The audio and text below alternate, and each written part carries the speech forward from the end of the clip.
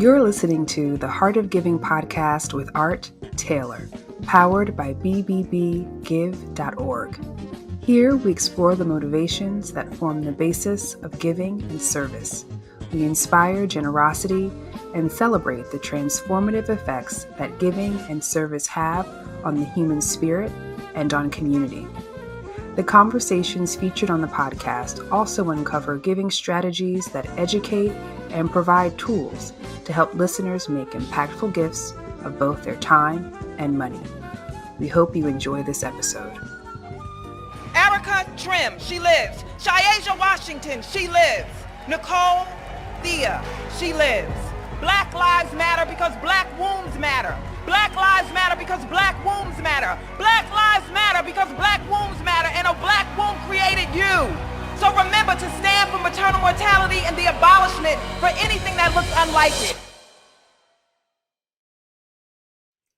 Welcome to the Heart of Giving podcast, powered by bbbgive.org. Give.org is the nation's standards-based charity evaluator, and it's your one-stop source for information on giving and reports on the most asked about charities. I'm Art Taylor. You know, there are, so many things about this upcoming episode that I just shudder to think about, that I know that you all should probably get your, just get your moods and your hearts right for what you're about to hear. This is going to be a tough one. But it's a necessary one.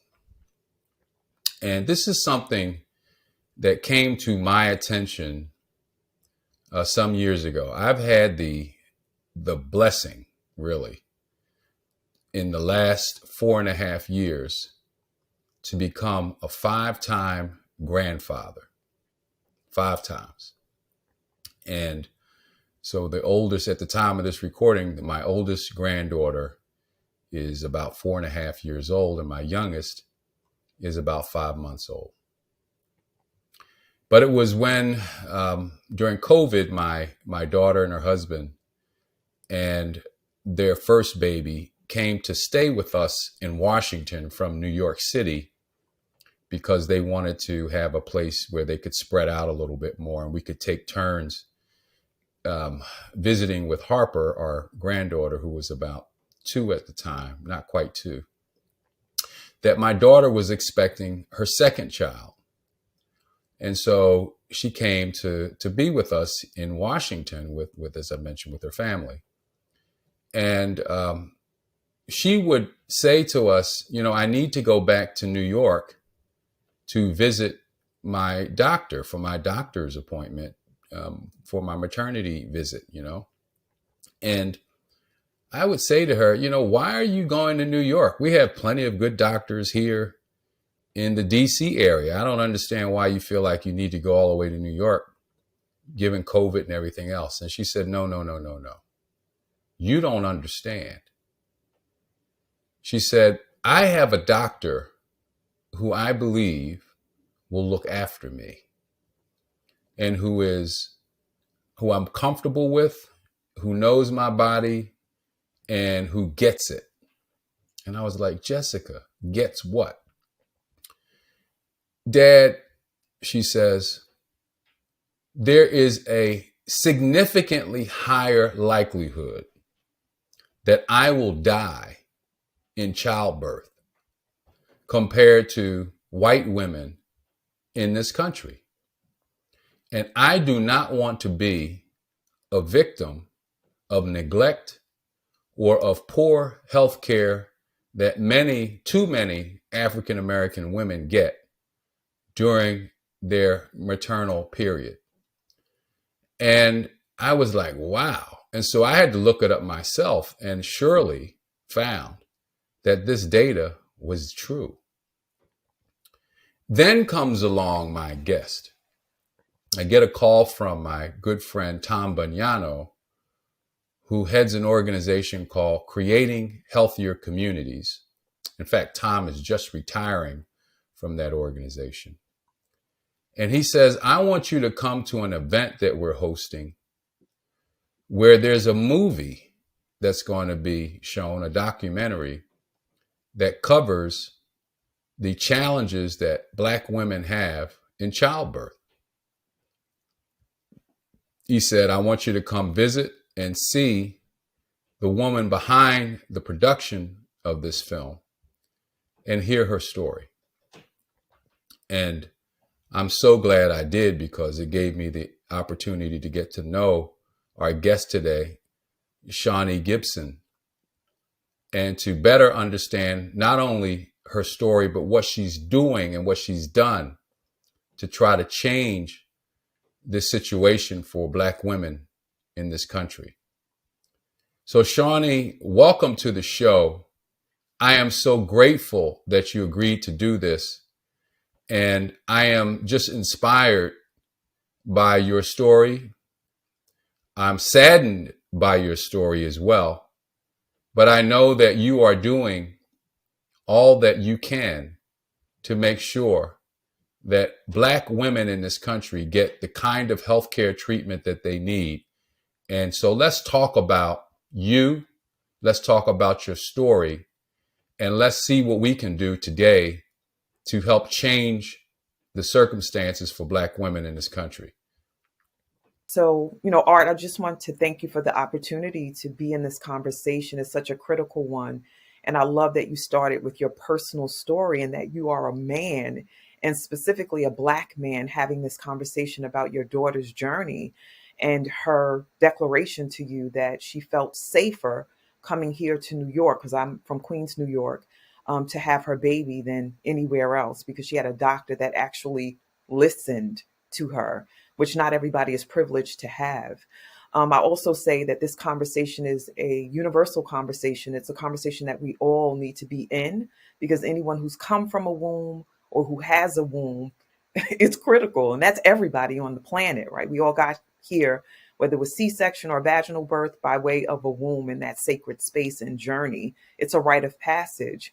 And there are folks who are not making it, mom or birthing person and baby, because what wasn't mentioned is that there's also a crisis around babies, Black and brown babies making it. They're 2 times more likely to die in this country. And that is abysmal.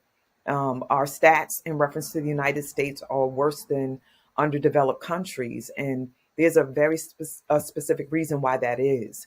But before I go further, I wanted to acknowledge a couple of things that's just unique to me, or maybe not unique to me. Others do it, but I just want to acknowledge the wombs that have me be here talking to you right now.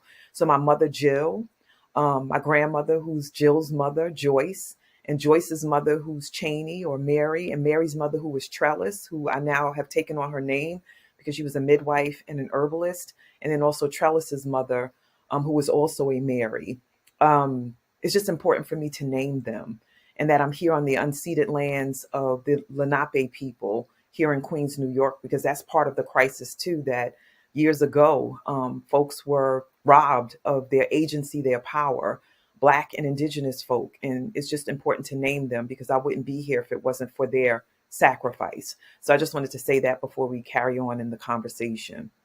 Your story, unfortunately, is not unique, although what happened after some of the critical moments in your story are unique.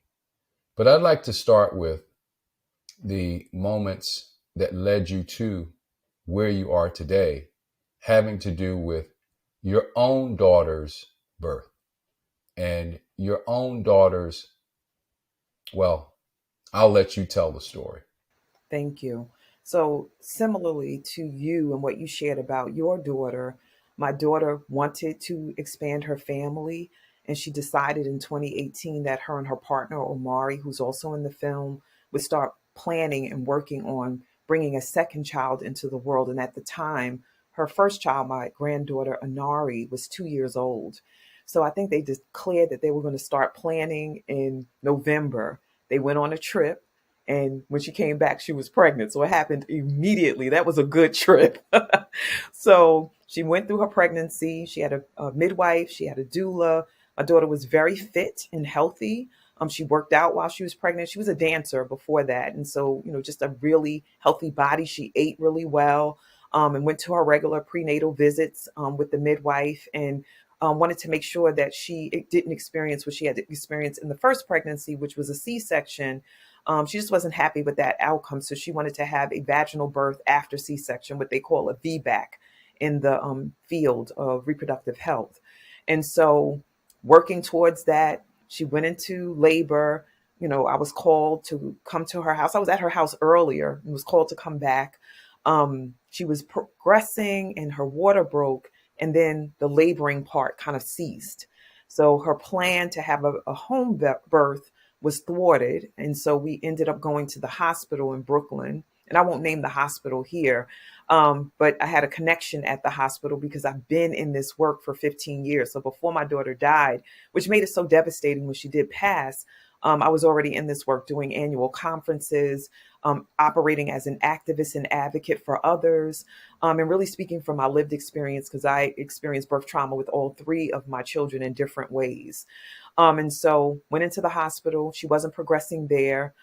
They waited to see if she would have a vaginal birth at the hospital and were giving her support to do that. And then decided after a day and a half that they would offer up another C-section, and she consented. And it was a powerful consenting. It wasn't anything that she felt bad about because she knew that they had tried and so had she. And then she had a C-section, and we had our beautiful Kari, who's my second grandchild, a son, and born 8 pounds flat. And we were all just really elated. But she had a C-section, so she had to stay in the hospital longer. When she was discharged, got the traditional discharge papers and went back home. And then a couple of days later, she started to feel symptoms, hard to breathe, pain in her chest, not being able to go up the stairs after coming down the stairs. And we were talking about it as a family. And I asked her, because I'm in the field, doing this work, as an activist and advocate, if it might be a pulmonary embolism, but she said that they checked her for that and everything else. So when she went back she called the hospital, she went back for her follow-up to get her stitches removed. She went for them to check on the baby. And each time she spoke about the symptoms she was having, and they were like, oh, you had a C-section. This is normal. And she and I spoke. So I reached out to the head of labor and delivery at the hospital and spoke to them on the phone about the symptoms. And the person said that she needed to probably rest and just have the family take care of her. And so we planned around that, but that was the worst that we could have done because she had clots in her legs that when you are stationary, they move and they grow and expand. And so the clots moved from her legs to her lungs, and then they stopped her heart. The beautiful part about it, and then I'll open up the space or leave for questions if you have additional questions, is that I was there. It's bittersweet, but I was there for her last laugh. I was there for the last meal she ate. I was there to hear her last words before she went into cardiac arrest at her home. What was tragic and horrible about it is when the ambulance came, which it came right away, they immediately started to question in ways that are associated with what happens to folks when they're birthing while Black, when they're driving while Black, when they're just spending time in community while Black, is they started to question whether she was on drugs. And they asked us as a family multiple times if she was using drugs, and was that the reason why she was going into this crisis medically? And we explained all the pieces. And I even shared that I believed it was a pulmonary embolism, yet they ignored that. And then they also kept questioning every round of folks that came, the fire department, the police. It was just really crazy that they were doing that. And even though I was in distress and I was scared for my daughter, I was filing that in my mind to go back to later, because that's just how I operate as an activist. It's like, why are they doing this? But I also needed to pay attention to what was happening to my child. So she was rushed to the hospital after they stabilized her, and then she died within 15 hours after the initial crisis, and it was a pulmonary embolism. Mm. Wow. My wife was with me when we saw the film that you're going to tell us about. And when we heard the story, I leaned over to her and she was equally stunned. And she said, that could have been me. I said, well, that is true. It could have been you. And we think of childbirth as something normal, but and it should be, right? But I said to her, you didn't just have a baby, you survived a baby. You survived having a baby. And she looked at me and she said, you're right. When we look at the numbers and what can happen, maybe that's true. I guess what I want to ask you, and I want to thank you for, again, telling this painful story, which is painful for you, certainly, and it's painful for us listening. What do we need to do? What's happening here? What's behind this? Now, you told us one story, but what's the data say, and what's behind it? There's so many layers to this whole piece. It's a historical piece that we must talk about, and it's addressed in the film about how the wombs of Black and brown women have been commodified for centuries, and the impact that that has had over time is still it's affecting us to this day. That the rape, the violation, the forced conception and giving birth, and then giving birth while in the fields for enslaved African women, and then being forced to go right back to work, that over time, that level of trauma and crisis, it passes through generations, and you don't just get over that. There's this thing called weathering that is connected to how we live and how oppression impacts our well-being overall, and specifically our sexual and reproductive health as Black and brown women and birthing people in this country. And weathering makes it difficult for you to carry the load of living in this life and time when there's so much oppression and degradation day to day. Subtle points of it, what they call microaggressions, and then more overt expressions of racism and oppression that we experience. There's an impact on us physically, emotionally, and spiritually. I'm a metaphysician, so I always look at that. And I'm also a psychotherapist, and I always look at those components when I'm doing the work, how the physical demonstrates what's going on emotionally and spiritually for folk. And we ignore that in this society because we're taught just to operate from the facts and the stats. It's shifting, but it's shifting very slowly. The other piece for me is when you're in a system that was not really designed for you. And when you come up out of a space where you're viewed as property, and then you're viewed as second-class citizens or not human like the dominant culture, then there's a way in which you're approached when you're dealing with physical dis-ease in the body or mental health issues. There's a way that you're looked at that's different than the dominant culture. And some of it is ingrained and unconscious.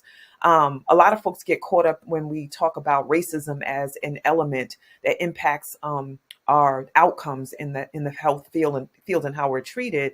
And they think we're talking about burning crosses or wearing hoods, white hoods over your head as Klans people. But that's not what we're talking about. We're talking about the insidious nature of racism, the unconscious biases that are projected onto people. For example, a study shows that brilliant doctors, folks who have studied medicine and are scientific geniuses even, believe that Black folk, that our skin is different than white people's skin, that we don't feel pain in the same way, that we're drug seeking when we say that we're in pain because we're supposed to be able to tolerate and take it.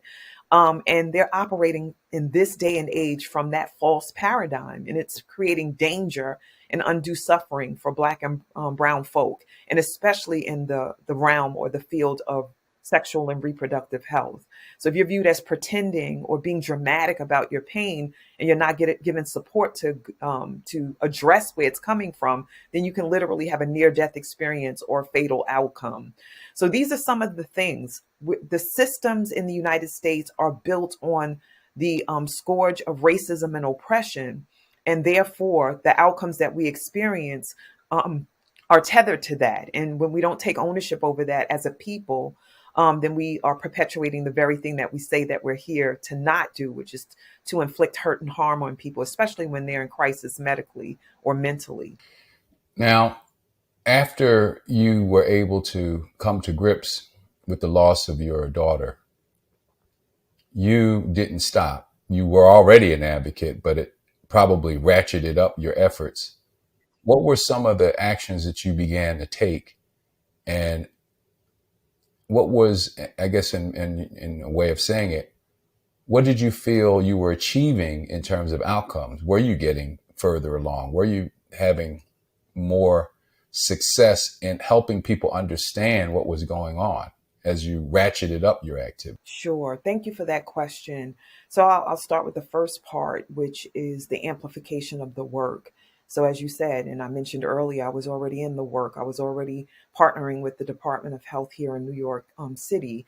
I was already working with agencies that serve Black and Brown folk and communities around their sexual and reproductive health and well-being. I was coaching and training and doing anti-racist work because I'm an anti-racist trainer and coach and advocate in that way. And so it was just about tapping the shoulders of those folks that I was already in partnership with and demanding and commanding that they step up their work and their efforts. I also was engaging in deep listening for opportunities and possibilities for spaces to open up for the story to be told about my daughter and other women and birthing people just like her. Because even though my daughter passed away, I was very, very clear that her story is a conduit for prevention of these types of deaths, and then also for the amplification of the names and experiences and stories of others who died unceremoniously and without the access and privilege that I have, because I was part of multiple networks that told her story and spread it on social media and in other spaces and places. It was being talked about immediately after she died at conferences and in large spaces where there were groups of people and stakeholders that could spread the word.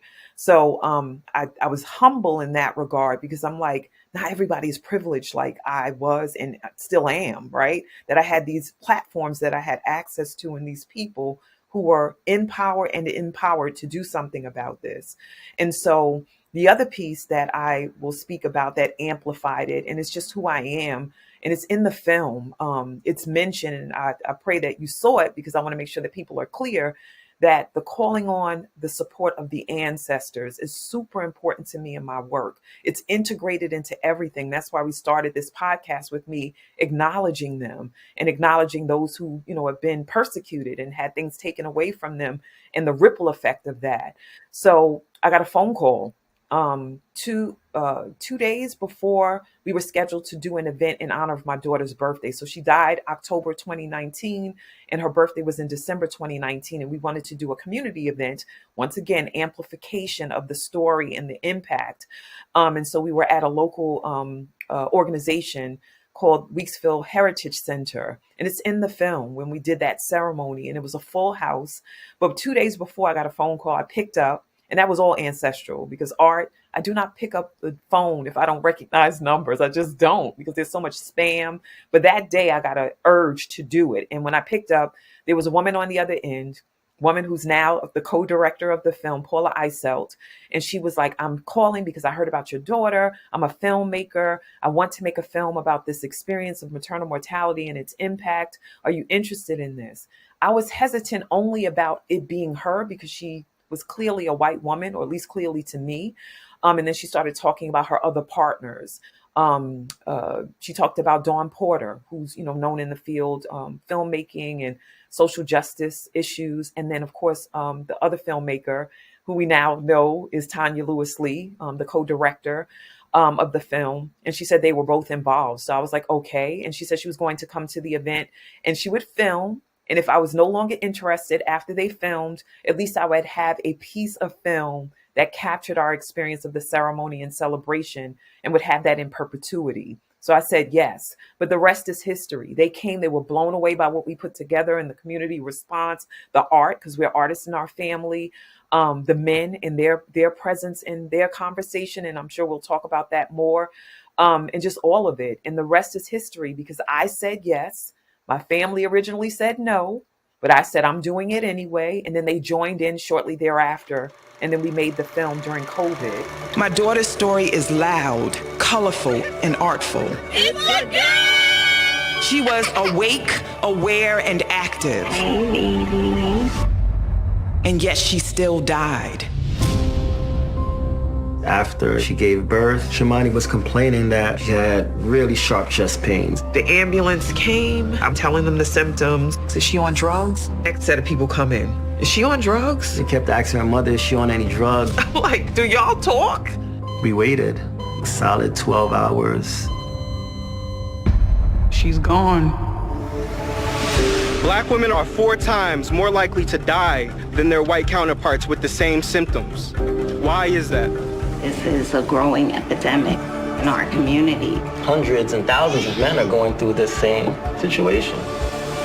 And now the film is on Hulu and it's broadcasting for anyone to see across the globe. So let's talk about that. Tell us the name of the film and how people can access it. Because I did watch it. Yes. So the initial event was called Aftershock. That was the download that I got, that when a Black woman dies or a birthing person, the ripple effect is known for decades later, right? Because my grandbabies don't have their mom, and we still don't know how that will impact them.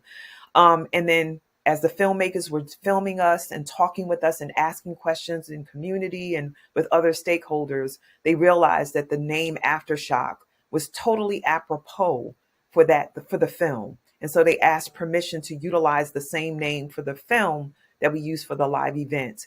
And it's called Aftershock, and it's now streaming on Hulu. Very powerful film. And you mentioned the men. The men take an especially central role in this film because they are part of the aftershock. They are now left with the responsibility to raise children from their infancy. Yes. Without a mother. Yes. And these men are coming to grips with their new situation and their expanded role as a parent. And they are beautifully coming together to not only share with each other how they can get through it, but also what they can do to make sure that this doesn't happen to other families.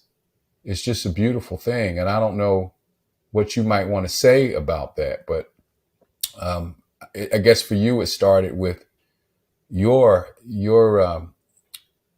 son-in-law and him and others like him coming together. How did that make you feel to know that he was going to extend his role from not only being a parent, but making sure that his wife, what his wife died from, maybe wouldn't happen to others? Sure. First and foremost, Omari Maynard is my son-in-law's name, and just an amazing human being, very gifted, an educator, and he actually released his job in the world. He says he fired his job during COVID, and it's all divinely orchestrated. As I said, like my guidance comes from the ancestors, and so does his. That he chose to release his job, and now he's full blown immersed in this work of activism and advocacy for Black and brown women and birthing people and men and partners, because not everybody who has a baby identifies as a woman, and not everybody who is in partnership with someone who has a baby identifies as a man. So, it's just been a critical point of growth, expansion, explosiveness in a good way of this movement, because men are, with intentionality, being more involved in partners, and then having Black men take this stand. I don't know if you know this, Art. You may know already, because I know you study a lot of these pieces around our community. But there's a CDC report that dispels the myth about Black men and parenting and how they show up for their children and their families. And regardless of whether they're with their partners or not, they are the most engaged and involved parents. That study shows that. And the myth, the fallacy that's been put out there is that Black men don't show up for their families. And Omari and Bruce McIntyre, who's also in the film, are very present fathers and community members and partners, even in the transition of my daughter, and also Amber Rose Isaac, whose story is also in the film. So it's been amazing watching it. But what I want to say too, that it was very strategic before we even did the live event for Aftershock. We sat and talked about what would have the community wake up and stand at attention around these issues. And I was speaking with Omari, along with some others that are part of our extended community, about the voices of Black men, that people don't often hear them, and hear them in the context of social justice. Like we know about King and Malcolm and Stephen Biko and different people around the world, but brothers that are like brothers you can see at the store, and not used to that at all, especially talking about birthing. And so we were very strategic about making sure that that voice was a dominant voice in the conversation, and the impact on them, that they are left behind to raise their children. They need to be present in raising their children, but it's an unusual thing to have brothers leading the way in these conversations, and also to have art and ritual be a part of it too. So it was a perfect configuration of a new way to view this issue in the world. So we're really grateful and proud that we said yes, and that we followed the instructions of the ancestors to do that. What is some of the feedback you're getting from the film? Oh my gosh, such powerful feedback. And we just talked about the brothers. So Bruce and Omari's relationship, I don't know if they don't mention it in the film, but they mention it when we speak in panels or in other events that are about reproductive justice and addressing this issue. But they both buried their partners on their birthdays. So Omari's birthday is October 11th. He buried Shamani. She died on the 6th, and his birthday was on the 11th. And because we wanted her former pastor or forever pastor to be the officiant at the service and to eulogize her, we did it on her birthday because that was the day he was available. And then when Omari spoke to Bruce and they were getting to know one another around this loss, Bruce happened to mention that he buried Amber on his birthday. And so after that, they were tethered by the heart to one another. And they recognized that the women, these ancestors, these new ancestors, brought them together through that particular connection that's extremely unique. And then also they're both artists. There's a lot of levels to all of this. And so they're good friends, and they're in this work together, manifesting transformation in the realm of reproductive health every day as Black men. And it's incredible to watch and witness. What would you say is some of the impact that this film is having on our society and on women, not only Black women, but on women in general, who are providing us with their wombs to bring new life into the world? I've coined a phrase. If others have used it, I'm not sure, but I know it was downloaded into me. I call it womb wizardry, right? And there's a TED talk that I did where the title was Words and Wombs Create Worlds, because they do. So, my talk is partly about my daughter, Shawnee Benton Gibson, who passed away at age 30 due to a birth-related pulmonary embolism. Big word for a blood clot, right? She passed away 14 days after giving birth to my grandson, Kari. And her baby girl was 2 years old when her mother transitioned. So when crowds are like, oh, I'm like, wait, that's not the end. My daughter lived 11,248 days. And that day of death does not have the final word. This talk is about wombs and words because they create worlds. This talk is about the inequity that exists. In the United States, Black women are 3 to 4 times more likely to die doing the most natural thing they could ever do, which is bring new life into the world. And so thinking about what will happen, and I said this a little earlier, if we transform the outcomes and how the system approaches support of Black and brown birthing people in the United States and abroad, if we create a space for them to be listened to, for the systems to honor their lived experiences, and to put in additional supports because they are in danger when they give birth, sadly. When we transform it for them, then everybody else is going to be blessed. So if anybody is like, why are they just focusing on Black women and birthing people in their wombs? What about us? Because there's a crisis with reproductive health in the United States for everyone. It's just that we're dying at an alarming rate. And I didn't say this earlier. We're 3 times more likely to die in the United States than our white counterparts. And in New York, where I am, we're 8 times more likely to die. And there are states like Georgia, Louisiana, Florida, Texas, that the stats are abysmal. So anyone who's birthing during this time will benefit from us being in this conversation and pushing for the birth outcomes to shift in the system to stand at attention. What we need is to address that bias, racism, systemic and institutional, are getting in the way of us delivering quality care to everyone, especially those who identify as Black and brown in this country. And if we address that and name it for what it is, I say racism, I say white supremacy culture is a part of it. Then if we name that and take responsibility, then we'll be able to transform the state of affairs, not just for us here in the United States, but abroad. And the last thing that I'll say about this, or this piece of it, is that if we return to some of the indigenous practices that was ripped away and viewed as archaic and old-fashioned, if we return to those, then we'll have better birth outcomes, because there are other countries that have maintained those practices, midwifery and doulaship being part of the journey with birthing people, then we'll have better outcomes for all.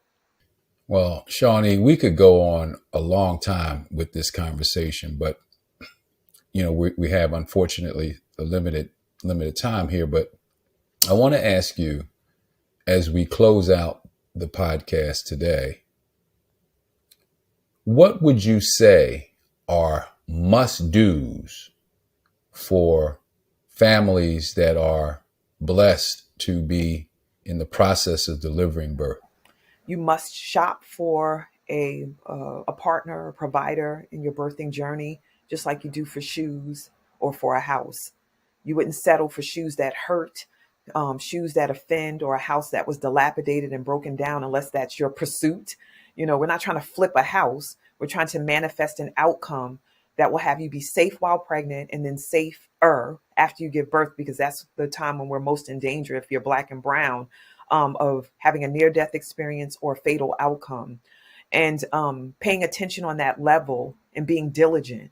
Don't let the white coat mesmerize you into not checking, questioning, and holding accountable those who are here to serve you as the principal genius around your care and your physical body. If something doesn't feel right for you, get an opinion from the provider. And if that provider doesn't listen, get a second and a third, and release the provider if they don't honor what you're saying. If the provider said this test is not necessary, have them put that in your chart as a way to demonstrate that they're absolutely declaring that from what they've looked at as far as your labs, and them knowing for sure that there's no issue that has not been identified. Make sure that they put that down in writing. It's sad, that you have to do that. But once again, you're worth it. And the stats demonstrate that we must do this. The other thing that I would say is look at the reviews around the providers that you're working with. Look at the stats if they're connected to a hospital and you're going to be giving birth, around the number of C-sections, because some hospitals do it as a sport for financial gain. Just C-section. They need to move you out of the bed so they can put someone else in the bed and get more money. C-sections are big money. And if you do multiples, then the hospital is going to get paid a hefty sum as opposed to you delivering vaginally. And then also what I would say is, if a doctor is talking about hurrying you along, whether it's at your prenatal care appointments and they're trying to rush and see as many patients as possible and not listen to your needs, or if it's you giving birth or laboring and they're trying to rush because they need to get out by a certain time, then it's a red flag. And you need to demand that you get your just due, because your birthright is that you receive quality care, no matter how you identify. Well, Shawnee, thank you so much for joining this podcast and giving us this amazing information. And thank you also for all you're doing. we need you in this country. We need you. And there's so many reasons why you could have very easily gone into a shell and have never been heard of again. So many reasons, but that's not the path you took. And as a result, I believe you're saving millions of lives just by putting out the kind of information that you are and giving us a chance to improve the quality of healthcare that women get during this most special time. So I just want to thank you and encourage you, if I can, to continue on with this difficult work. And I know it's complex. You mentioned how complex the challenge is, but to not be overwhelmed by its complexity and to continue to provide us with as much clarity about where we can go and what we can do and what we must be in order to overcome this. So you've been listening to the Heart of Giving podcast. My guest has been Shawnee Benton Gibson. I encourage you all to check out the film Aftershock, to really find out more about what she's doing. And please, if you want to support Shawnee and the work that they're doing, reach out to them. Shawnee, what's the way people can get in touch with you? Thank you so much. You can find us via the ARIAH Foundation, and ARIAH is spelled ARIAH, and it stands for the Advancement of Reproductive Innovation through Artistry and Healing. So the ARIAH Foundation, check us out on the website. Please do give and support the programs and services, especially around brothers and birthing people, and support for those who have experienced these devastating losses. And we're about to do a national campaign. We're launching it for postpartum awareness for BIPOC folk, so we can stop these preventable deaths. I didn't mention that 84% of the deaths are preventable and 90% for those who identify as indigenous. Terrible. So please do check us out. Please do support us and support the national campaign when it launches in May. Thank you so much for all of this, Art. I'm so grateful. Well, thank you all for listening, and you can find us on all major podcast platforms if this is the first time you're listening to the Heart of Giving podcast. And we hope you'll check us out, and we'll see you back here again next week. You've just listened to the Heart of Giving podcast with Art Taylor. Be sure to tune in next time for a brand new episode. To listen to our other interviews, visit heartgiving.podbean.com. That's heartgiving.podbean.com. Subscribe to our show on major podcast platforms. The thoughts and opinions expressed on this podcast are the views and opinions of the guests, not those of the BBB Giving Alliance or program affiliates. This podcast is for information and educational purposes only and is copyrighted with all rights reserved. This podcast is protected by Podbean's terms of service.